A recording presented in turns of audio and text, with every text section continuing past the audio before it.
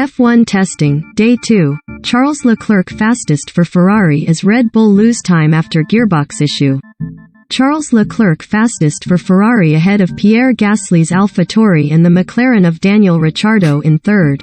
George Russell fourth for Mercedes as Lewis Hamilton endures limited morning session. Red Bull track time limited after gearbox failure for Sergio Perez. Charles Leclerc topped the timesheet for Ferrari on Day 2 of preseason testing, with Red Bull and Mercedes still quiet at the start of Formula 1 2022. McLaren had looked set to top the standings for a second successive day in Barcelona, but in a reversal of Wednesday's proceedings, Daniel Ricciardo was pushed off top spot by Leclerc's 1:19.689, which was just over a tenth of a second off Lando Norris' top time from the opening day. Recommended 1/5. Max Verstappen blasts unfair and incredible decision to replace Michael Masi as F1 race director. Read more. Recommended by. The Australian ultimately ended up third, as Pierre Gasly posted the second fastest time of the day for AlphaTauri, with Mercedes' new driver George Russell. I will not go. Vettel calls for Russian GP cancellation. Verstappen blasts unfair decision to replace Masi. With Lewis Hamilton 16th, at the very bottom of the timesheets, Mercedes appear to be taking it easy at testing, although Russell suggested the world champions were currently behind Ferrari and McLaren, who have taken turns in setting fastest times for much of the opening 2 days of the sport's new era.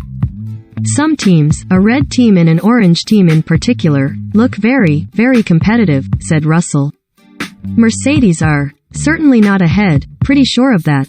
We all know that we are on different programs, but we definitely know from the average of all the different runs, we're behind them at the moment. So let's wait and see. The championship's not won in Barcelona preseason testing, but it's certainly been an intriguing 2 days for now. Red Bull, meanwhile, suffered their first reliability issue of the season through Sergio Perez gearbox issue as the Mexican driver stopped on track. After a surprising lack of stoppages on Wednesday, it was the first red flag of testing, with Nikita Mazepin later interrupting the afternoon action with a damaged fuel pump on the Haas. Russell completed an encouraging 65 laps, after Hamilton experienced a limited morning session during which he was able to complete just 40. However, Mercedes' total of 105 laps was still significantly greater than the 78 managed by rivals Red Bull, with Perez missing about 2 hours worth of running time. Perez did produce a solid stint upon his return, with a late time propelling him to 7th, and with 147 Max Verstappen laps in the bank from day 1. There appears to be no reason for major concern in the Red Bull garage. Having announced between the 2 sessions that he would not compete in this year's Russian Grand Prix, after suggesting it should be cancelled following the country's invasion of Ukraine, Sebastian Vettel set the 6th fastest time while completing 74 laps for Aston Martin. His teammate Lance Stroll was 12th, after managing 55 laps. Carlos Sainz was 5th as Ferrari had another encouraging day, totaling the most laps for any team on the day with 150 circuits completed by the Spaniard in Leclerc. Gasly was just short of the mark with 147 laps, while Ricciardo managed 126. Ferrari team principal Mattia Binotto attempted to play down his outfit's strong start, insisting they are outsiders not favorites. I think it's very early days, Binotto said during the lunchtime press conference in Barcelona. It's always great to have good consistency when running, because it's time to learn these new cars. When you're doing a lot of laps, you are certainly collecting data.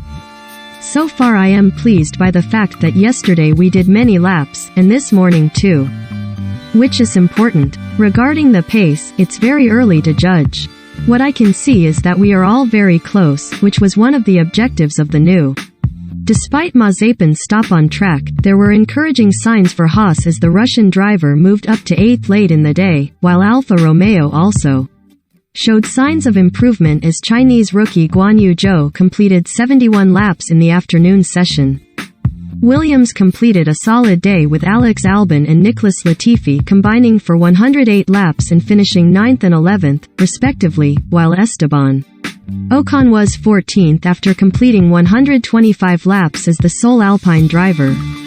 What is porpoising? There was much talk of porpoising on day 2 in Catalonia, with several teams struggling to avoid an issue that appears to have returned following the sport's biggest rules overhaul in 40 years. Teams are testing for 3 days in Barcelona with new rules that are aimed at improving the show and battles throughout the field, with emphasis on cars being able to follow each other more easily. Share. This is a modal window. Unsupported location. The video you are trying to watch cannot be viewed from your current country or location.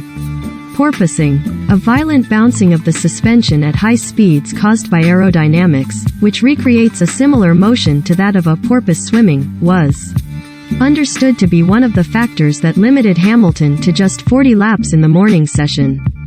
It's when the car imitates the kind of swimming motion of a porpoise, Sky Sports News reporter Craig Slater explained from the pit lane. So it kind of pops up when the air flow detaches, and the more a car bounces around, the more performance you lose, and the Mercedes has been a little bit pro-netto that. So it's getting the right tune between the floor and the front wing, so the airflow doesn't attach, because it's the airflow around the car which keeps it absolutely stuck to the ground.